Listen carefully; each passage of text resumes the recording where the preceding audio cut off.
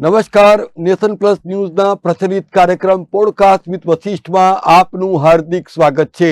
દર્શક મિત્રો, સમગ્ર ગુજરાતમાં મહાનગરપાલિકાઓ, તાલુકા પંચાયત, જિલ્લા પંચાયતની ચૂંટણીઓના મતદાનની તૈયારીઓ સંપૂર્ણપણે પૂરી થઈ ચૂકી છે અને વહીવટી તંત્ર પણ આ તમામ ચૂંટણીઓ પારદર્શી વાતાવરણમાં યોજાય તે માટે એડી ચોટીનું જોર લગાવી રહ્યું છે। તો બીજી તરફ મુખ્યત્વે ભારતીય જનતા પાર્ટી અને કોંગ્રેસે પણ પોતપોતાના ઉમેદવારોને મેદાનમાં ઉતારી દીધા છે અને હવે આ અઠવાડિયા દરમિયાન ખરાખરીનો જંગ ખેલાવા જઈ રહ્યો છે।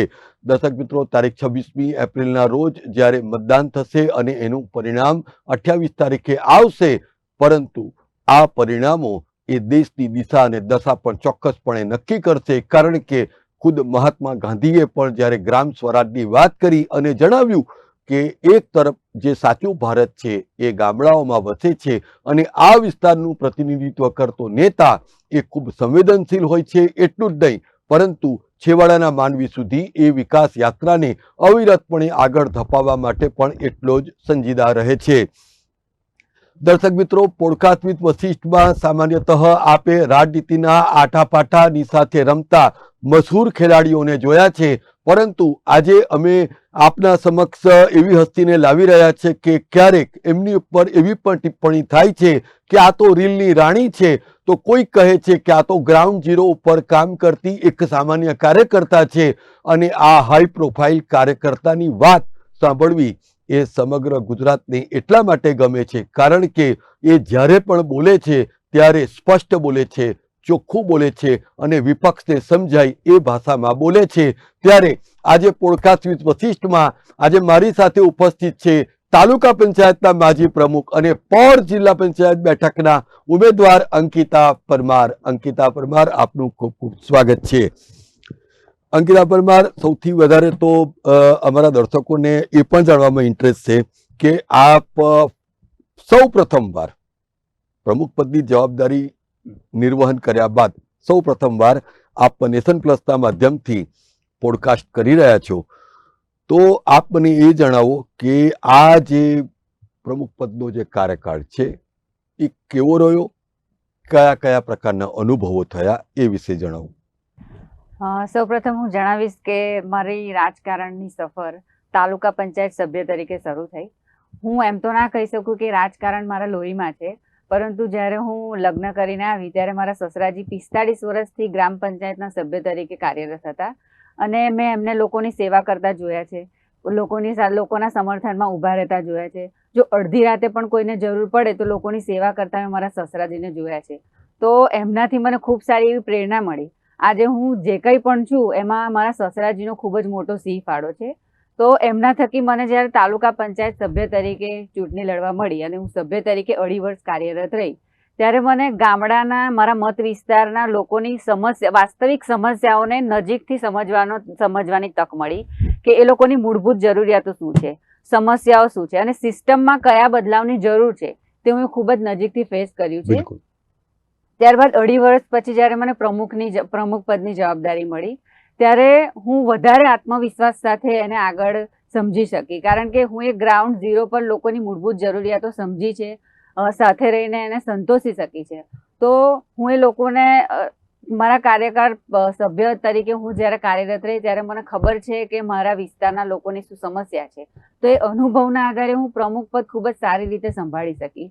અને બીજું કહું તો મારા કાર્યકાળ દરમિયાન મહિલાઓ માટે એક ખાસ કામ કર્યું છે કે મહિલાઓને આત્મનિર્ભર કઈ રીતે બનાવી। તો હું જોઉં છું કે ગામડાની મહિલાઓ પોતાના બાળકો સંભાળે છે, ખેતરે કામ કરવા જાય છે અને ઘરકામ પણ કરે છે, એમને પોતાની લાઈફ સ્વતંત્ર રીતે જીવવાનો હક હોતો નથી। તો મને એવો મનમાં વિચાર આવ્યો કે મારી બહેનો, મારી માતાઓને કઈ રીતે ઇન્ડિપેન્ડન્ટ બનાવી શકું। તો સૌપ્રથમ મેં એવી તાલીમ સેન્ટરો શરૂ કર્યા કે મહિલાઓને અલગ અલગ તાલીમ આપવામાં આવે, જેમ કે ડિટર્જન્ટ પાવડર બનાવવાની છે, સાબુ બનાવવાની છે, નાસ્તા બનાવવાની છે। તો આજે મને એ વસ્તુનો ગર્વ છે કે આજે મહિલાઓ એ ટ્રેનિંગના આધારે નાના નાના સ્વસહાયક જૂથો ચલાવી રહી છે અને સ્વતંત્ર રીતે પોતાનો ખર્ચો ઉઠાવી રહી છે। આજે પણ લોકો, જ્યારે હું ગામમાં જાઉં ત્યારે મને લોકો કહે છે, બહેનો કહે છે કે બેન, તમારી લીધે અમે અમારા ખર્ચા ઉઠાવી શકીએ છીએ, અમે આત્મનિર્ભર બન્યા છે। ત્યારે મારા સફરની સૌથી સાચી તાકાત તો એ જ રહી કે મારી બહેનો દ્વારા મારી માતાઓને હું કંઈક મારું યોગદાન આપી શકી. કે મારી જિંદગીની સૌથી સફળ વાત કહું તો આ જ છે કે હું કોઈના જીવનમાં પ્રેરણારૂપ બની યોગદાન આપ્યું મારું નાનું એવું. તો ખરેખર આ જે સફર રહ્યો છે મારા માટે ખૂબ જ સારો રહ્યો છે. બિલકુલ. પરંતુ અંકિતા પરમાર, જેમ આપે કીધું કે મહિલાઓને આત્મનિર્ભર કરવી એટલું જ નહીં, પરંતુ એમને જે સન્માનપૂર્વક પોતાની જિંદગી ગુજારી શકે એ માટેના કાર્યક્રમો કરવા એટલું જ નહીં, પરંતુ એ દિશામાં નક્કર કામ કરવા, આ એક તમે વાત કરી. પરંતુ સમાજનો એક વર્ગ એવો પણ છે કે અંકિતા પરમાર એટલે સોશિયલ સેન્સેશન છે, સોશિયલ મીડિયા ઉપર રાજ કરે છે અને એ રીલની રાણી છે. તો આ બધી વાતો થાય તો શું આ બધી વાતો તમને હર્ટ કરે છે? આ સમાજનું એક માનસિક આમ ઘડાઈ ગયેલું છે સમાજનું અમુક વસ્તુ મહિલાઓને ફેસ કરવી જ પડે છે. એક હદથી આપણે એક સ્ટેપ જ્યારે આગળ જઈ રહ્યા હોય છે ત્યારે ઘણી બધી વાતોથી હું એમ કહું છું કે સમાજ આપણને રોકવાની કોશિશ કરતી હોય છે. ખાસ કરીને માતાઓ બહેનોને આ બધું વધારે ફેસ કરવું પડતું હોય છે. તો હું મારી બહેનો અને માતાઓને પણ કહેવા માંગુ છું કે આજે હું જે જગ્યા પર છું તે જગ્યાએ તમે પણ આવી શકો છો. પણ લોકોની ખોટી માનસિકતાવાળા લોકોથી હંમેશા દૂર રહેવું જોઈએ. આપણે જ્યારે આગળ વધીએ છીએ તો જ લોકોને પ્રોબ્લેમ થઈ શકે છે. બાકી આપણે ઘરમાં બેસીને ઘરકામ કરીએ તો લોકો રાજી જ છે. તો આપણે પણ આગળ વધીને આપણું લક્ષ્ય જે હોય તે આપણે હાસિલ કરવું પડે છે. ચુનૌતી જિંદગીમાં બધી બહુ આવે છે, પણ એ ચુનૌતીને આપણે પાર કરવી પડે છે. બિલકુલ. પરંતુ અંકિતા પરમાર, આપને એમ લાગે છે કે આપ જે બેઠક ઉપરથી ઉમેદવારી કરી રહ્યા છો, ભારતીય જનતા પાર્ટીનો આપ યુવા ચહેરો છો અને ન કે માત્ર આપની જ બેઠક, પરંતુ સમગ્ર ગુજરાતના યુવાઓ માટે એક બહુ જ મહત્વની જવાબદારીનું પણ નિર્વહન કરી રહ્યા છો. આપ ખુદ ઉપાધ્યક્ષ પણ છો. આપ મને એ જણાવો કે જ્યારે આપ જિલ્લા પંચાયતની આ જે પોર બેઠક છે એની પરથી હવે જ્યારે કેમ્પેનિંગ કરવા જાઓ છો ત્યારે જે મતદારો સાથેની વાતો થાય છે, વિરોધીઓ તમારી પર પણ એક્ટિવ છે, તો આ માનો આપ એવું લાગે છે કે તમે એવી સોસાયટીને રિપ્રેઝેન્ટ કરી રહ્યા છો, તમે એવા લોકો સુધી પોતાની વાત પહોંચાડી રહ્યા છો કે જ્યાં તમારું જે કામ છે એને તમારે કન્વિન્સ કરવા માટે, પરંતુ વિરોધીઓ પણ એટલા જ એક્ટિવ છે. એવું લાગે છે તમને કે આ વિરોધીઓને ચોક્કસપણે જવાબ 28 તારીખે મળી જ જવાનો છે? 100% તમારે લખવું હોય તો લખી રહ્યો કે હું બરાબર. 28 તારીખે ખાલી જીતીશ નહીં, પરંતુ વિશાળ બહુમતીથી હું જીતીશ. હું એવો દાવો નથી કરતી, પણ મને મારી જનતા પર પૂરેપૂરો વિશ્વાસ છે અને લોકોના સમર્થનમાં રહીને, મારા મતદારોના સમર્થનમાં રહીને જે કંઈ મેં કાર્યો કર્યા છે. અને તમે જે વાત કરી કે વિરોધીઓ વિશે શું કહેશો, તો જ્યારે ચૂંટણીનો સમય હોય છે તો વિરોધીઓને ખાલી એવું બોલવાનો મોકો જ જોઈતો હોય છે. પણ હું માનું છું કે જે લોકો બોલે છે ને ખાલી, એ લોકો ક્યારેય કશું કરી નથી શકતા. અને હું બોલવામાં નહીં પણ કરી બતાવવા માનું છું. આજે જ્યારે હું પ્રચારમાં રોજ ફરું છું મારા મત વિસ્તારમાં, તો લોકોને એટલો સકારાત્મક મને પ્રતિસાદ મળી રહ્યો છે. અને મારા કરતાં વધારે મારા મતદારો ભારતીય જનતા પાર્ટી સાથે એટલા સારી રીતે જોડાયા છે. અને મને વિશ્વાસ છે કે જે 26 તારીખે મતદાન છે, તો એ મતદાનમાં પણ મારી ભારતીય જનતા પાર્ટીના જે મતદારો છે એ સારી રીતે મત આપશે અને મને જંગી બહુમતીથી જીતાડશે. મારા કરતાં મારી પ્રજાએ મને વધારે વિશ્વાસ અપાવ્યો છે. હું પ્રજા બોલી શકું છું, પણ મને મારા પરિવાર જેવું લાગે છે. પહેલા તો હું સભ્ય તરીકે કાર્યરત રહી, ત્યારબાદ હું પ્રમુખ તરીકે કાર્યરત રહી. હું એ જે મહિલાઓ માટે કામ કર્યા છે, યંગસ્ટર માટે કામ કર્યા છે, એ કામગીરી મારી ઉપર સુધી સરકાર જોવે છે. તમને એક વાત જણાવું કે જે કાર્ય મેં મહિલાઓ માટે કર્યા છે, તો એની માટે મને ભારતમાંથી માત્ર એક મહિલા જ હું એવી હતી જે આપણે ભારત દેશનું પ્રતિનિધિત્વ કરવા માટે મને ઇન્ટરનેશનલ લેવલે જવાનો મોકો મળ્યો હતો. ત્યાં પણ આ જ ટોપિક હતો કે મહિલાઓને હું કઈ રીતે આગળ લાવી શકું. અને વિદેશમાં પણ લોકો મારાથી એટલા પ્રેરિત હતા, મારી વિચારસરણી એ લોકોને જાણવામાં એટલો ઇન્ટરેસ્ટ હતો. અને ત્યાંનો જે પ્રોગ્રામ હતો, જે વખતે મારી સ્પીચ ત્યાં રજૂ કરવાની હતી કે મેં મહિલાઓ માટે શું કર્યું, તો ત્યાં એ પ્રમાણે થીમ રાખી હતી કે આપણે સાડી પહેરવી જોઈએ. તો એ લોકો પણ ભારતની સંસ્કૃતિથી એટલા પ્રભાવિત છે કે આપણે જે રીતે એનું કલ્ચર છે, અહીંની પંચાયતમાં જે રીતે બધું ચાલી રહ્યું છે, એ લોકો પણ એ લોકોથી બહુ પ્રભાવિત છે. તો હું માનું છું કે વિરોધીઓનું કામ ફક્ત બોલવાનું જ હોય છે અને ચૂંટણીના સમય દરમિયાન આવું બધું ચાલતું જ રહેતું હોય છે. તો આપણે ભારતીય જનતા પાર્ટીના ઉમેદવાર છે અને લગભગ 32 વર્ષથી ભારતીય જનતા પાર્ટીએ અનેક લોક કાર્ય કર્યા છે, વિદેશ અને દેશ સુધીને પોતાનું ભૂમિકા ભજવી છે. ત્યારે ભારતીય જનતા પાર્ટી આજે વિશ્વની ટોચ પર છે અને લોકોને કંઈક જાણવું હોય કંઈક નવું શીખવું હોય તો ભારત દેશ પાસે શીખવું પડે છે. કોરોના જેવી કપરી પરિસ્થિતિમાં પણ ભારત દેશે વેક્સિનની સ્ટાર્ટઅપ કર્યું હતું. તો વિરોધીઓને ફક્ત બોલવા જ દેવું પડે. આપણે કોઈનું બોલતું બંધ નથી કરવાનું, પણ હું કરી બતાવવામાં માનું છું. બિલકુલ. અને ભારતીય જનતા પાર્ટીની ઉમેદવાર તરીકે હું ચોક્કસપણે કહી શકું છું કે જીત મારી જ થશે. પરંતુ જ્યારે સેન્સ લેવામાં આવી ત્યારે નયના પરમાર અને અંકિતા પરમાર આ બંને રેસમાં બિલકુલ સમાંતર વેગે આગળ વધી રહ્યા હતા, પરંતુ પાર્ટીએ તમારી પર પસંદગી નાખી. હવે પરિસ્થિતિ એવી છે કે આપે વારંવાર અલગ અલગ માધ્યમથી સમાધાનની પણ વાતો કરી અને કે ભાઈ આ એક જ પરિવાર છે, તેમ છતાં પણ એ તમારું સમાધાન પડી ભાંગ્યું અને આખરે નયના પરમાર હવે અપક્ષ ઉમેદવાર તરીકે તમારી સામે જ છે, જ્યારે કે ભાજપનો ખેસ પહેરીને જ એમને ફોર્મ પણ ભર્યું. એમને કઈ રીતે તમે નયના પરમારને કાઉન્ટર કરવા માંગો છો, અંકિતા પરમાર? બધા જ જાણે છે કે નયના પરમાર પણ ભારતીય જનતા પાર્ટીનો ખેસ પહેરીને ભાજપની ટિકિટ માંગવા ગયા. ભાજપની ટિકિટ એમને માંગણી કરેલ હતી, પરંતુ ભાજપે ખાલી એમને નહીં પણ ગ્રાઉન્ડ ઝીરો પર જેણે કાર્ય કર્યું છે એ જોઈને ભાજપે મને ટિકિટ આપી છે. અને સ્વાભાવિક છે કે એમને ટિકિટ ના મળતા એમને અપક્ષમાં ઉમેદવારી નોંધાવી છે. હતા એ ભારતીય જનતા પાર્ટીના જ, પરંતુ ભાજપ દ્વારા એમને ટિકિટ ના મળતા એમણે અપક્ષમાં ઉમેદવારી નોંધાવી છે. તો એક જોતા એમણે પણ દગો જ કર્યો કહેવાય કે પોતાની પાર્ટી સાથે પક્ષ સાથે આ એક ગદ્દારી જ કહેવાય. આપણું એમને પણ સેવા કરવાની ભાવના છે, બેનનું એવું કહેવું છે. સેવા કરવાની ભાવના મારી પણ છે, તો સેવા અમે બંને બહેનો મળીને પણ સેવા કરી શકતા હતા, પણ બેને બીજો રસ્તો અપનાવ્યો અને બેને અપક્ષમાં ઉમેદવારી નોંધાવી છે. પણ તમારી સામે જે હવે પ્રચારનું જે સ્તર છે એ પણ બહુ અલગ લેવલનું થઈ ગયું છે, અંકિતા પરમાર. જે રીતે ત્યાં આપની માટેની જે પ્રચારની જે ભાષા છે તો એ પણ હવે બદલાઈ ગઈ છે. તો આપે માનો છો કે આવનાર દિવસોમાં હવે જે વિપક્ષ જે ભાષા વાપરી રહ્યું છે તો એને પણ કાઉન્ટર કરવું એ તમારી સૌથી પહેલી પ્રાઇમ પ્રાયોરિટી હશે, એવું લાગે છે આપને? હું એમ માનું છું કે એ જે પ્રમાણે બોલે છે પછી હું પણ એમના જેવું બોલું તો મારામાં ને એમાં કોઈ ફરક ના રહી જાય. એટલે આપણે લોકો વિચારવા કરતા હું મારા કામ પર ફોકસ કરવાનું વધારે ધ્યાન રાખું છું. બેન પ્રચાર કરવા જાય છે, બેન પણ ડોર ટુ ડોર જાય છે, પણ બેન એમનો પ્રચાર નથી કરતા, બેન મારો પ્રચાર કરી રહ્યા છે. અને હું એમ માનું છું કે જે પ્રમાણે દિવસે ને દિવસે મારો વિરોધ કરતા જાય છે એટલી પ્રગતિ મારી થાય છે. તો એક સારો ઓહરા પેદા થાય છે કે ભાઈ બેન જેટલો મારો વિરોધ કરે છે એટલું મારું સારું થતું જાય છે. એટલે બેનને હું રિક્વેસ્ટ કરું છું અને હું બધાને રિક્વેસ્ટ કરું છું કે આપણને જ્યારે એવું લાગે ને કે આપણો બહુ વિરોધ થઈ રહ્યો છે તો આપણે મનમાં એક ગાંઠ બાંધી લેવી જોઈએ કે આપણે કંઈક ના કંઈક રીતે સારું કાર્ય કરી રહ્યા છે, પ્રસિદ્ધિ મેળવી રહ્યા છે, ત્યારે લોકો આપણો વિરોધ કરે છે.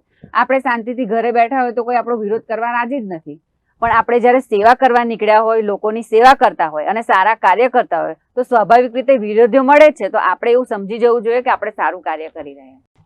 પરંતુ અંકિતા પરમાર, જેમ આપે કીધું કે આપ નકશીખ રાજકારણી નથી, બરાબર, અને તમારી સાથે તમે જે બેઠક ઉપર છો આ પોર બેઠક વ્યૂહાત્મક રીતે બહુ જ સ્ટ્રેટેજિકલ જગ્યા ઉપર આવેલી છે, જેમાં કરજણ વિધાનસભા અને ડભોઈ વિધાનસભા આ બેની વચ્ચે જ્યારે આપ એનું પ્રતિનિધિત્વ કરશો તો ત્યાંના જે પ્રતિનિધિઓ છે એ બહુ સિઝન્ડ રાજકારણીઓ છે.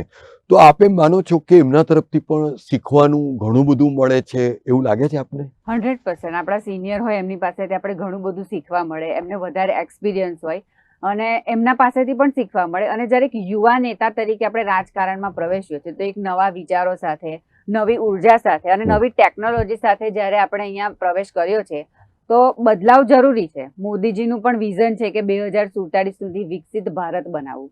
તો હું માનું છું કે આટલા મોટી સંખ્યામાં જ્યારે યુવાનો રાજકારણમાં જોડાય છે તો નવી વિચારધારા સાથે જોડાય છે અને શું આગળ કરી શકશે એની તમે તુલના પણ નથી કરી શકતા. કારણ કે હમણાં જે રીતે ભારતીય જનતા પાર્ટીમાં યુવાનો જોડાયા છે તો 2047 સુધી આપણો ભારત દેશ વિકસિત દેશ બની જશે. અત્યારે જે લોકો એવી આશા રાખે છે કે અમે વિદેશમાં ભણવા જઈએ, વિદેશમાં સેટ થઈ જઈએ, તો પછી મને નથી લાગતું કે ઇન્ડિયા છોડીને કોઈ વિદેશમાં જવાનું પણ પસંદ કરશે. બિલકુલ. પરંતુ અંકિતા, જેમ આપે કીધું કે આપ તમામ જે સિનિયર જે નેતાઓ છે એમની પાસેથી શીખો પણ છો અને સ્વાભાવિકપણે એક યુવા માટે આ એક બહુ જ સુવર્ણ તક પણ છે. પ્રધાનમંત્રી વારે વારે કહે છે કે જે યુવાઓ રાજનીતિમાં છે એ દેશની દિશા અને દશા બદલી શકશે. તો આપે માનો છો કે એક યુવા તરીકે તમારા ખભા ઉપર પણ એક વધારે જવાબદારી છે, એવું લાગે છે આપને? હું એક વસ્તુ કાયમ નોટિસ કરું છું કે જ્યારે હું કોઈ ગામમાં જાઉં, મારા મત વિસ્તારમાં જાઉં, એક યુવા તરીકે હું જ્યાં પ્રવેશું ત્યારે મારા વડીલ પોતાની દીકરીને સામે જોઈને વિચારતા હોય કે મારી દીકરી આ લેવલ પર આવે, કોઈ ભાઈ એમ વિચારે કે મારી બેન આ રીતનું કામ કરી શકે, માતા વિચારે કે મારી છોકરી આવી બની જાય. અને અમુક લોકો મને કહેતા પણ હોય છે કે બેન મને તમારા જેવું બનવું છે. મોટી થઈને નાના નાના છોકરીઓ પણ મને એમ કહે કે મારે મોટી થઈને તમારા જેવું બનવું છે. તો એ લોકો અલગ સ્ટ્રેટેજીથી જ્યારે આપણે જોતા હોય છે ત્યારે આપણો આત્મવિશ્વાસ આપોઆપ વધતો જાય છે કે ખરેખર આપણે જે રાજકીયમાં આપણે પગ પેસાડો કર્યો છે, લોકોની સેવા કરીએ છીએ અને લોકો દ્વારા આપણને આટલું બધું પોઝિટિવ એનર્જી મળે છે ત્યારે ખૂબ જ સુકૂનની વાત છે કે આપણે ખરેખર સેવા કરવાથી સત્તા માત્ર એક પદ નથી હોતું, પણ એક સેવા કરવાનો અવસર હોય છે અને લોકોની સેવા કરીને જે સંતોષ મળે છે ને એવો સંતોષ બીજે ક્યાંય નથી મળતો. પરંતુ અંકિતા પરમાર, સામાન્યતઃ જેમ આપે કીધું તો આપના સોશિયલ મીડિયા ઉપર લાખો ફોલોવર્સ છે, તો આપ ટ્રોલરની એક પરિભાષાને બહુ સારી રીતે સમજી શકો છો. આપ માનો છો કે જ્યારે પણ કંઈ આપ કામ કરો છો અને જ્યારે એનું ટ્રોલિંગ થાય છે, ચાહે તો હવે તો આપ જે જગ્યા ઉપર છો રાજનીતિમાં, ત્યાં ડગલે ને પગલે કોઈ તમને પર્સનલ લેવલ ઉપર પણ ટ્રોલિંગ થતું હોય છે, વ્યક્તિગત આક્ષેપો સુધી વાત જતી હોય છે, તો આપે માનો છો કે આ સ્તરની ઉપર ફરી એકવાર રીથિંક કરવાની જરૂર છે, એવું લાગે છે આપને? એક વાત હું તમને શ્યોર જણાવી શકું કે એક મહિલા તરીકે આગળ વધવું એ એકદમ સરળ નથી અને સોશિયલ મીડિયા બેલેન્સ કરવું, રાજકારણ બેલેન્સ કરવું એ બહુ જ મહત્વની વસ્તુ છે. મેં બંને વસ્તુ બેલેન્સ કર્યું છે. હું મારું સોશિયલ મીડિયા બેલેન્સ કર્યું છે અને ગ્રાઉન્ડ ઝીરો પણ હું સારી રીતે અસરકારક છું. હું ગ્રાઉન્ડ ઝીરો પર પણ રાજનીતિ સારી રીતે નિભાવી શકું છું અને સોશિયલ મીડિયા પણ નિભાવ્યું છે. તો હું માનું છું કે કમેન્ટ કરવાવાળા હોય, ટ્રોલ કરવાવાળા હોય, એમને એમનું કામ કરવા દેવું જોઈએ. આપણે આપણા કામ પર વધારે ફોકસ રાખવું જોઈએ. અને અમુક વાર એવું લાગે કે ભાઈ બહુ ટ્રોલ થઈ રહ્યું છે, લોકોની બહુ કમેન્ટ્સ આવી રહી છે, ત્યારે મારી પાસે એક રામબાણ છે. મને એમ લાગે કે હવે બહુ અતિશય આમ માથાભારે થઈ ગયું છે, ત્યારે મારા પપ્પા મને એક જ વસ્તુ કહે છે કે તું ચિંતા ના કરતી બેટા, હું તારી સાથે છું. તને ક્યારે પણ જરૂર પડે તું કોઈનું સાંભળતી ના, હું તારી સાથે ઊભો છું. પછી જે પોઝિટિવ એનર્જી આપણી અંદર આવી જાય છે ને, પછી દુનિયાની એવી કોઈ તાકાત નથી કે આપણને હરાવી શકે છે. બાકી કમેન્ટ તો આવતી જ રહે છે. આપણે કંઈક સારું કરીએ, સારું બનીએ તો કમેન્ટ્સ પર બહુ વિચારવાની જરૂર નથી. પરંતુ અંકિતા પરમાર, હું આપનું ઇન્સ્ટા આઈડી હું જોઈ રહ્યો હતો, તો એમાં લગભગ 50,000થી વધુ લાઇક્સ છે, 10,000થી વધુ કોમેન્ટ્સ છે. તો આટલી બધી કોમેન્ટો વાંચવાનો સમય તમને મળી રહે છે કે તમે સ્પેશિયલ ટીમ રાખી છે? મારા એક ફોલોવર્સને હું દિલથી ધન્યવાદ કરું છું પહેલાં તો. અને મારા ફોલોવર્સને મને ખૂબ સારો એવો પ્રતિસાદ મળી રહ્યો છે અને લોકોની પણ એવી ઈચ્છા હોય કે મેડમ ખાલી દૂર દૂરથી લોકો મારા આખા ઇન્ડિયામાં મારા ફોલોવર્સ છે, ત્યારે ખાલી એક સેલ્ફી પડાવવા માટે પણ લોકો અહીંયા આવવા તૈયાર છે. તો એ મારા માટે બહુ જ પાવરફુલ છે. હું જે કામ કરી રહી છું અને હું જે સોશિયલ મીડિયામાં બતાવી રહી છું કે મોદીજીની યોજનાઓ હોય કે હું કંઈક સારું કાર્ય કરતી હોય, તો એ બધું મારા સોશિયલ મીડિયા પર મૂકું છું, જેથી કરીને લોકો મારાથી પ્રેરાય છે. અને અત્યારનો જમાનો છે કે જો દિખતા હે વો બિકતા હે, એટલે લોકો મારા કામથી પ્રેરાય છે, ખાલી સોશિયલ મીડિયા થકી નહીં. હા, હું ઇન્ફ્લુએન્સર છું, હું ઇન્ફ્લુએન્સર હતી, પણ એ પહેલાની વસ્તુ છે. પણ રાજકારણમાં પ્રવેશ્યા પછી મારી રીલ્સ ફક્ત રાજકારણને લગતી જ હોય છે અને મને એમ લાગે છે કે પહેલા કરતા અત્યારે લોકો વધારે મારાથી પ્રભાવિત છે, જે કારણે હું લોકોની સેવા કરી રહી છું, મોદીજીની યોજનાઓ બતાવી રહી છું, તો લોકોને અગ્રેસર કરવામાં હું સિંહ ફાળો આપી રહી છું. તો લોકોનો ખૂબ જ સારો એવો પ્રતિસાદ મળી રહ્યો છે. ઓકે, અંકિતા પરમાર, આપને એવું લાગે છે કે જ્યારે પ્રધાનમંત્રીએ પણ ગઈકાલે બહુ જ દુઃખ વ્યક્ત કર્યું કે આ જે સંશોધન બિલ પડી ગયું, તો આપ એવી સોસાયટી, મેલ ડોમિનન્ટ સોસાયટીને રિપ્રેઝેન્ટ કરી રહ્યા છે કે એમાં જ્યારે કોઈ આપને કહે કે આ તો સોશિયલ મીડિયા પૂરતું સીમિત છે, આ તો આવું છે, આ તો તેવું છે, તો એવું કરીને તમને એવું લાગે છે કે તમારે હંમેશા તમારી જે શક્તિ છે એનું કોઈ એને અંડર એસ્ટિમેટ લોકો કરે, તો તમને એવું લાગે છે કે આ પરિસ્થિતિને ટેબલ ટર્ન કરવાની જરૂર છે, એવું લાગે છે આપને? તમે એક વસ્તુ ખરેખર ભાઈ જોઈ લેજો કે જે લોકો આપણને અંડર એસ્ટિમેટ કરે છે ને, એ લોકો કશામાં જ હોતા નથી. અંડર એસ્ટિમેટ કરવાવાળા લોકો ખાલી અંડર એસ્ટિમેટ કરવામાં જ રહી જાય છે. અને મોદીજીએ તો દીકરીઓ માતાઓને કેટલી સારી સારી તક આપી છે. આજે કોઈ પણ એવું ક્ષેત્ર નથી કે જ્યાં મહિલાઓ ના હોય. તો મોદીજીના આયા પછી જે મહિલાઓમાં જે નવા વિચારો સાથે મહિલાઓને ઘરની બહાર નીકળવાની તક મળી છે, એમને પોતાની ઈચ્છા મુજબ જીવવાની આજે કોઈ એવું ક્ષેત્ર નથી કે મહિલાઓ કોઈ એવી એમની ઈચ્છાઓ મનમાં નથી રાખીને જીવતી, મન ખોલીને આજે જીવી શકે છે. તો એના માટે હું યશસ્વી આપણા વડાપ્રધાન માનનીય નરેન્દ્રભાઈ મોદીજીની આભારી છું. અને હું તમને પહેલા પણ કીધું ને હમણાં પણ કહું છું કે લોકો શું વિચારે છે ને એ મેન્ટાલિટીથી કાયમ દૂર રહેવું જોઈએ. કારણ કે આપણે લોકોની મેન્ટાલિટી પર જો ફોકસ કર્યા કરશું ને તો આપણે આપણા પર ફોકસ ક્યારેય નહીં કરી શકીએ. પરંતુ અંકિતા પરમાર, આપ જે બતાવી રહ્યા છો, જે આપ જે કહી રહ્યા છો કે આપ નેગેટિવિટીના વ્યક્તિ જ નથી, પરંતુ આપ જે રાજનીતિમાં છો ત્યાં તો ડગલે ને પગલે મારકાપ, ખેંચતાણ, પગ કાપવા વાળી વાતો થાય છે. તો આ વચ્ચેનું બેલેન્સ કેવી રીતે થાય છે? આપણો જો ઈરાદો મક્કમ હોય કે આપણે કંઈક કરી જ બતાવવું છે તો પગ ખેંચવા વાળા ગમે તે કરી શકશે ને, પણ આપણે આપણું લક્ષ્ય સુધી હાસિલ થવાનું જ છે, થવાનું જ છે, થવાનું જ છે. હું એમ માનું છું કે લોકો જેટલું આપણને ખેંચવાનો કોશિશ કરશે, જેટલું પાડવાનું કોશિશ કરશે, એટલું આપણે વધારે પ્રસિદ્ધિ મેળવી શકીશું. હું માનું છું કે મારી નીતિ ફક્ત કામ કરવાની છે, લોકોની સેવા કરવાની છે. મારી કોઈ ખોટી નીતિ છે નથી. એટલે મને નથી લાગતું કે મને રોકવા વાળું કોઈ મળી શકશે. બિલકુલ. પરંતુ આપને એમ લાગે છે અંકિતા પરમાર કે સ્વાભાવિકપણે જ્યારે પ્રધાનમંત્રીએ એવું કીધું કે કોઈ પણ યુવાને કંઈ પણ વસ્તુને એસ્પેક્ટ કરવાનો, અને રાજનીતિ એ એક એવો સબ્જેક્ટ છે કે જેમાં સતત ઉપર વધવા માટે જે મહત્વાકાંક્ષા હોવી જ જોઈએ, અને એ તો ખુદ પ્રધાનમંત્રી પણ વારે વારે એન્ડોર્સ કરે છે. આપ તાલુકા પંચાયતના પ્રમુખ રહી ચૂક્યા, યુવા મોરચાના પ્રદેશ ઉપાધ્યક્ષની પણ જવાબદારીનું નિર્વહન કરી રહ્યા છો, તો હવેની મંજિલ કઈ છે અંકિતા પરમાર? હું એ સ્ટાર્ટિંગથી જ ગ્રાઉન્ડ ઝીરો પર કામ કર્યું છે. લોકોના સમર્થનમાં હું ઊભી રહી છું. અને આ તમે સોશિયલ મીડિયાની પણ વાત કરી તો આપણા નરેન્દ્રભાઈ મોદી પણ સોશિયલ મીડિયા પર ભાર મૂકે છે, જન ભાગીદારી પર ભાર મૂકે છે. તો અત્યારે હું તાલુકા પંચાયત સભ્ય તરીકે કાર્યરત રહી, ત્યારબાદ હું પ્રમુખ તરીકે કાર્યરત રહી, ત્યારબાદ હું પ્રદેશ ઉપાધ્યક્ષ બની અને હમણાં હું જિલ્લામાં દાવેદારી કરી. તો કંઈક ને કંઈક હું એવા સારા કાર્યો કર્યા હશે, લોકો સાથે લોકોના વિશ્વાસમાં રહીને હું ઊભી હશે, તો હું આજે આ લેવલ પર છું, આ જગ્યા પર છું. બાકી હું એ ગ્રાઉન્ડ ઝીરો પર કશું જ કર્યું ના હોત. ખાલી એકલું સોશિયલ મીડિયા પાવરફુલ હોવાથી કશું જ નથી થતું. તમારે ગ્રાઉન્ડ ઝીરો પર પણ તમારી એક્ટિવિટી બતાવવી પડે છે. તો લોકો જ્યારે એમ કહે છે કે સોશિયલ મીડિયાના લીધે એ તદ્દન ખોટી વસ્તુ છે. જ્યારે આપણે ગ્રાઉન્ડ ઝીરો પર મહેનત કરી હોય, અને આજે જે જગ્યાએ હું છું તો એમ નથી કે હું એકદમ જ સીડી ચડીને અહીં આવી ગઈ છું. એ જગ્યા માટે પહોંચવા માટે મેં કેટલું સેક્રિફાઈસ કર્યું હશે ત્યારે હું એ જગ્યાએ પહોંચી છું. મારે કેટલું ઘર છોડવું પડ્યું છે દિવસથી, કેટલી મહેનત કરવી પડી છે, લોકોના સમર્થનમાં ઊભું રહેવું પડ્યું છે, ત્યારે હું આ જગ્યાએ પહોંચી છું. તો કેટલી બધી વસ્તુ લેટ ગો કરીએ ત્યારે આપણે જગ્યાએ પહોંચી શકીએ છીએ.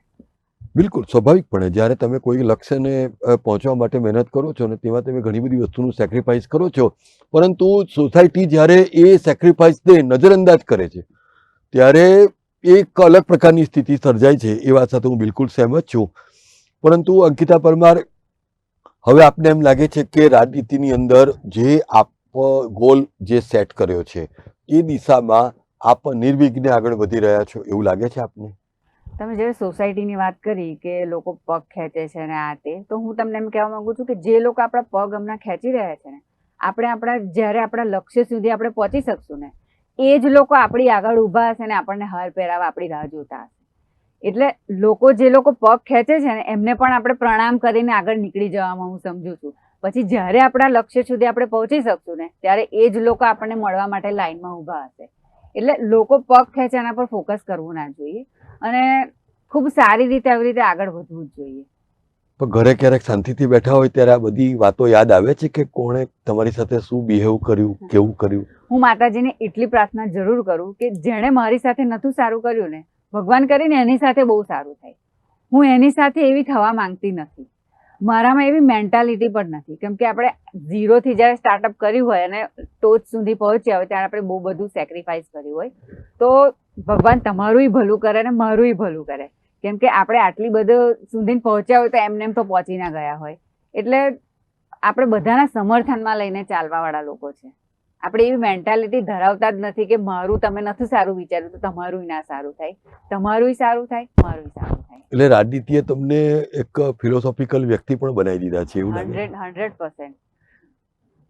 તો આટલી ઉંમરમાં આ પ્રકારની જે મેચ્યોરિટી લાવવી, તો આપે માનો છો કે એ જે પરિસ્થિતિ ઊભી થઈ છે, કારણ કે સ્વાભાવિકપણે તમામ દિવસો સરખા તો ગયા નહીં હોય, તો તેમ છતાં પણ તમે તમારા પગ જમીન પર ટકાવી રાખ્યા, તો આપે માનો છો કે રાજનીતિનો પહેલો રૂલ જે થંબ રૂલ છે એ એવું કહે છે કે સફળતા મેળવવા માટે પગ જમીન ઉપર ટકાવી રાખવા ખૂબ જરૂરી છે. 100% સફળતા મેળવવી હોય તો આપણે જમીન પર ચાલવું જરૂરી છે. અમુક લોકોને એમ ઈગો આવી જાય છે કે અમુક લેવલ સુધી પહોંચી ગયા પછી આસમાનમાં ઉડે છે કે ભાઈ અમે આમ છે, અમે તેમ છે. પણ હું એમ નથી માનતી. હું એ બધું બેલેન્સ રાખ્યું છે અને હું આગળ પણ બેલેન્સ રાખીશ. મારામાં ઈગો નામનો શબ્દ ક્યારેય નહીં આવે. મારો દુશ્મન સામે હશે તોય, મારો પોતાનો સામે હશે તોય હું હંમેશા હાથ જોડીને હસીને આગળ વધવામાં જ માનું છું. બિલકુલ. અને હવે જ્યારે આપણે સોના અંત તરફ છીએ ત્યારે ભારતીય જનતા પાર્ટી છેલ્લા 3 દાયકાથી પંચાયતથી લઈ ને પાર્લામેન્ટ સુધીનું એક ચક્રીય શાસન છે. ભારતીય જનતા પાર્ટીનો જે કોર વોટર છે એ જેનજી છે. તો આપ જે જેનજી મતદારો છે, જે ફર્સ્ટ ટાઈમ વોટર છે, જે હવે ફર્સ્ટ ટાઈમ વોટ પણ નાખશે, તો એમને તમે શું સંદેશો આપશો? કારણ કે આપ ખૂબ જ સોશિયલ મીડિયા ઇન્ફ્લુએન્સર પણ છો. મને એમ લાગે છે કે આપની વાત લોકો સુધી 100% પહોંચશે. તો હું એ લોકોને ખાસ કહેવા માંગુ છું કે તમે ભારતીય જનતા પાર્ટી સાથે જોડાવ, મોદીની વિચારધારા સાથે જોડાવ. ખૂબ સારું એવું કાર્ય કરી શકીએ છીએ અને આપણે જો બધા સૌ સાથે મળીને સારું એવું કાર્ય કરીશું તો 2047 સુધીમાં આપણે વિકસિત ભારત બનાવવાનો જે આપણો સંકલ્પ છે એ ખૂબ જ સારી રીતે સાકાર કરી શકીશું. અને હું માનું છું કે કોઈ બીજાની વાતોમાં આવ્યા કરતાં ભારતીય જનતા પાર્ટી સાથે જોડાવ, એમની વિચારધારા સાથે જોડાવ. અને ક્યાંક પણ કોઈને ક્યાંક એવું લાગે તો ભારતીય જનતા પાર્ટી અડીખમ આપની સાથે ઊભી છે, તો મતદાન તો તમારે ભારતીય જનતા પાર્ટીમાં જ કરવું પડશે. બિલકુલ. કારણ કે સ્વાભાવિકપણે જ્યારે મતદારો પોતાના મતાધિકારનો ઉપયોગ કરે છે તો એ રાષ્ટ્ર નિર્માણની તરફ જ એનું પગલું હોય છે. પોળ બેઠક ઉપર આપને 28મી એપ્રિલે શું સિનારીઓ જોઈ રહ્યા છો આજના દિવસે? હું આજના દિવસથી નહીં, પરંતુ જ્યારથી ઉમેદવારી મેં નોંધાવી હતી ત્યારથી મને ખબર છે કે 28 તારીખે જે પરિણામ આવશે તેમાં હું જીતીશ તો ખરી જ, પણ હું વિશાળ બહુમતીથી જીતીશ. એટલો મને કોન્ફિડન્સ છે, મારા કામ પર વિશ્વાસ છે, મારી જનતા પર વિશ્વાસ છે, મારા મતદારો પર વિશ્વાસ છે. જ્યારથી હું ઉમેદવારી નોંધાવી છે ત્યારથી મારું રિઝલ્ટ ફાઇનલ જ છે કે હું 28 તારીખે વિશાળ બહુમતીથી જીતવાની છું. કોન્ફિડન્ટ? કોન્ફિડન્ટ. આ મેં લખ્યું છે પોળ બેઠક ઉપર અંકિતા પરમાર જીતશે. લો, કરી લો સહી.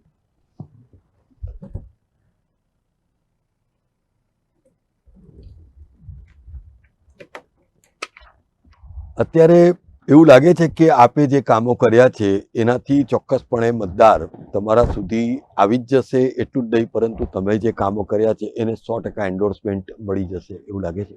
100% હું અત્યાર સુધીમાં કામ કર્યા છે. જો આપણે એવું નહીં કહી શકતા કે 100% આપણે કામો પૂરા કર્યા છે.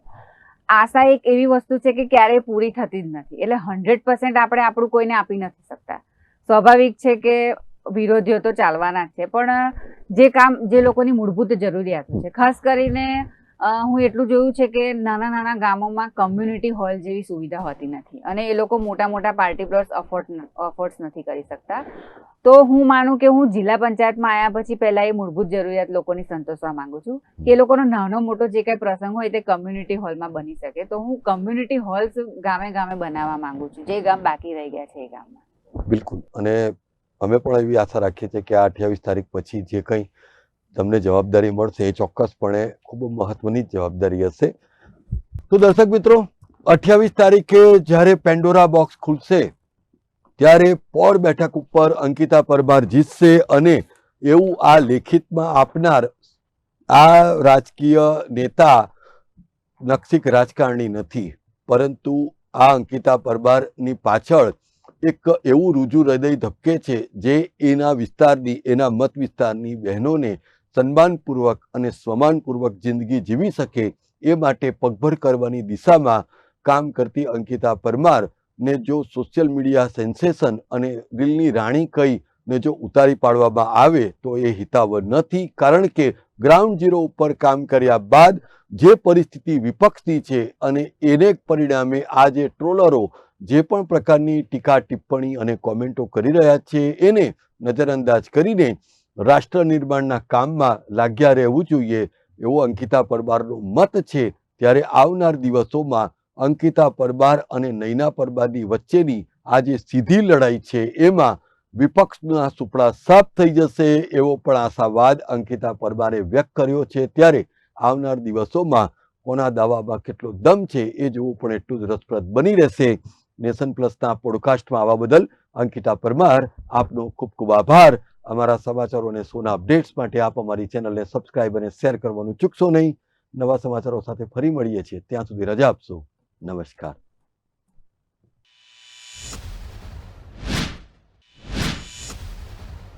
સમાચારોનો સતત અપડેટ મેળવવા માટે અમારી નેશન પ્લસ ન્યૂઝની યુટ્યુબ ચેનલને સબસ્ક્રાઇબ કરો, બેલ આઇકન દબાવો અને જોડાયેલા રહો ફેસબુક, ઇન્સ્ટાગ્રામ અને ટ્વિટર પર.